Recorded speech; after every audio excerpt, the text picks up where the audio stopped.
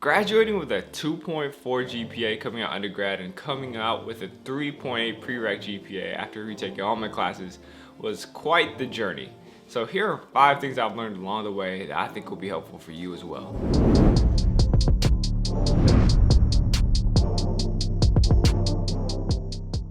What's up everybody? Welcome back to the channel. If you're new here, my name is Ben Kim. On this channel we go over pre-PT tips for low GPA students. We go over SPT life and go over some SPT/entrepreneurial stuff. So if you're into that, make sure to hit subscribe down below. But without further ado, let's get into the video. Alright, so tip number 1, and it's kind of grouping some things, but it's your mindset, your expectations, and your intentions. So first you gotta wrap your mind around this.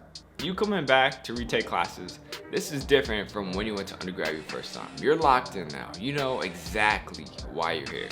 Me, the reason I didn't do really great in undergrad is I didn't really know what I wanted to do. But once I knew what I wanted to do, there's a clear focus, there's purpose behind it. You're not here to play around anymore. You're here to dominate and move on to PT school. Understand this, when you go back to community college or wherever you go to retake classes, most of the people around you are not there to pursue a doctorate degree. You are. So, likewise, you gotta raise your expectations to that. Maybe before, your goal is to get a B. That's changing. Your goal now is to be number 1 in the class. Are you gonna hit every time? No. But that's your aim. You gotta aim for that. And so what happens if you're not number 1? You fall a little short, you get an A. And it's, maybe if this is your first 1 or 2 classes, getting back to the groove, maybe 3 or 4 even, and you get a B, and that's fine. It's not always about getting that letter grade. It's about what you're really trying to go for, because eventually you're gonna get there. But if your expectations are always so low, you're limiting yourself. And lastly, out of that cluster is your intentions. And so before you even start day 1, you should have clear intentions of what you want to do this term. Maybe just 1 to 3 goals. Some goals could be, I'll be number 1 in the class. It could be, I'm gonna be brave and raise my hand in class when I don't know the answer to something, or I don't know how something works. Or it could be, I'm gonna go to office hours and build a connection with my professors and get the answers to all my questions. Note that all these things that you're setting goals for during this time when you're retaking classes are actually skills that you're gonna need in physical therapy school anyways. So it's good to start them now, get a feel for it. That way when you get a PT school, it'll be nice and easy for you. That way, when you go to PT school, you already have a lot of these skills and you'll be more comfortable. All right, number 2, constantly experiment and assess how you learn. So what do I mean by this? Here's an example. Are you a solo learner or are you a group learner? For me, I'm a solo learner. I have to learn things by myself, understand it first, then I go to a group and see if I really understand it. Or I'm a solo learner, but I'll go with a group because it gives me that accountability. So if we all go, we can individually study, and then when we're ready at the end, we'll come in together as a group and then we'll talk about it and we'll see what we don't understand, what we understand. So that is how I studied with my group back when I was retaking classes. But everybody's different. Another one is, how do you know whether you really understand it? A lot of times you look over your notes, you say, oh yeah, I get that. But then sometimes when it comes to the test, you're like, oh wait, I don't actually get it. So how do you assess that? For me, that was talking to my group. We would actually get a whiteboard and we would try to teach it to each other to see if we actually understood it. And this is great for everybody because whatever gaps that, say you were the one teaching on the whiteboard, whatever gaps that I had, maybe someone else in my group would be able to fill that in, and then vice versa. So that's what I found to work for me. And then lastly, how do you get it to stick? Like, what works best for you so that when it comes to test time, it's all in your head already? For me, that's just kind of doing things on the whiteboard over and over, even if it wasn't for in front of my group mates. If I just did it for myself, that would have been really helpful after reviewing with my group mates. Because after you review with your group mates, you should have all the things that are questionable figured out. And after that, it's just repetition. And then for me, that's how I remembered it. But again, everybody's different. So use this time while you're retaking classes to find out what really works for you. All right, number 3, find your environment. Where do you focus best? For me personally at home, that was not a good spot for me.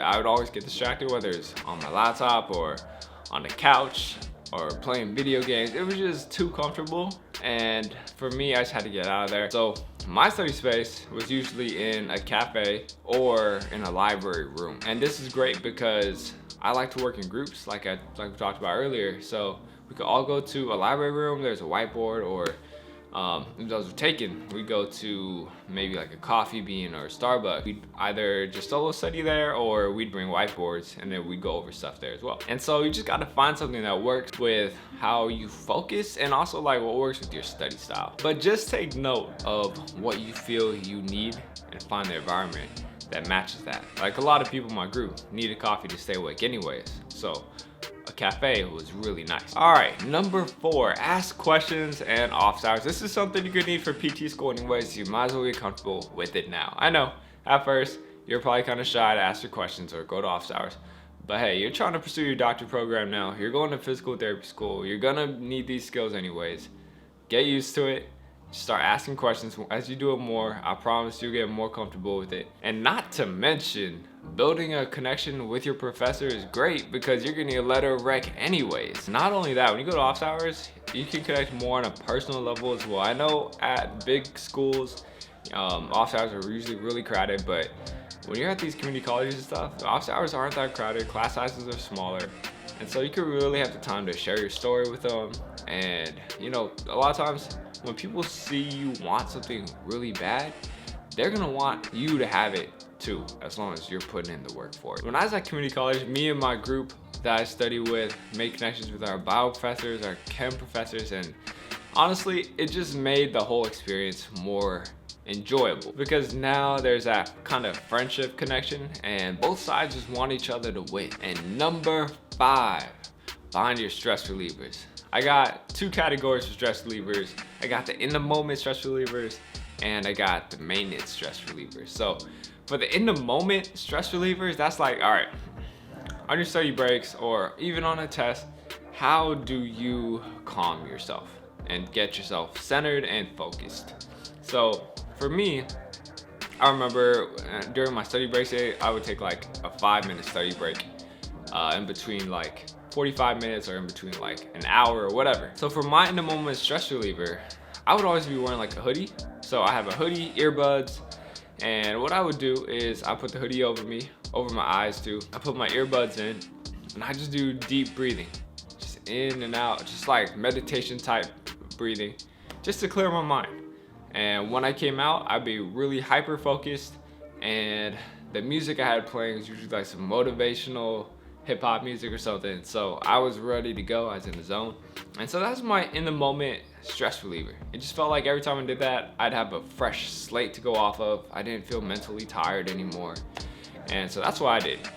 But for my maintenance stress relievers, so these stress relievers are the ones that you do for hours or maybe even 30 minutes. These are things that you just do on the normal just to get you going in your flow. And so for me, that was the gym in the mornings and basketball. Those were my 2 biggest ones. Sometimes at night, I do video games or whatever, but those were my maintenance stress relievers. Just make sure you're keeping note of these things because these stress relievers are things that you're gonna carry over to physical therapy school as well. You're gonna need to know what gets you going, what relaxes you, all these things that we talked about. All right, and lastly, we got a bonus. Number 6, it's a short one. Just establish your routine. I know at first it might seem like these are a lot of things to add to your daily life, but once you shape it and make it your lifestyle, you've been doing it every day for like a month or so, it becomes your lifestyle. You're not gonna think about it as much, so try to be consistent as you can with it over the first month and just make it a lifestyle. And so that's it, there you go. Those are the top 5 tips I have for you, plus a bonus tip for how to ace your pre-req retake. As always, if you guys enjoyed this video, make sure to hit that like button. If you're new here, subscribe. And if you guys like the music, links are down below in the description box. And I'll catch you all on the next one. We going shit, Chris, easy, bro, that's the same shit.